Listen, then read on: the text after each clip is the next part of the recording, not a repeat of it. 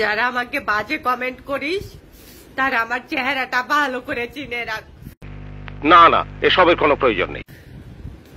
আমি বঙ্গবন্ধুর সৈনিক, জোরে গলায় বলতে চাই, আমি আমার নেত্রীকে ভালোবাসি, তাকে নিয়ে আমি ঘুমাতে চাই, তাকে নিয়ে আমি খেতে চাই, তাকে নিয়ে আমি স্বপ্ন দেখি। কেন জানিস? গত 15 বছরে কোন মৃত ব্যক্তির কবরে আগুন দেওয়া হয়নি তাই।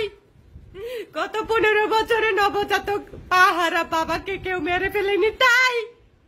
গত 15 বছরে কোন শিক্ষককে অসম্মান করেনি তাই।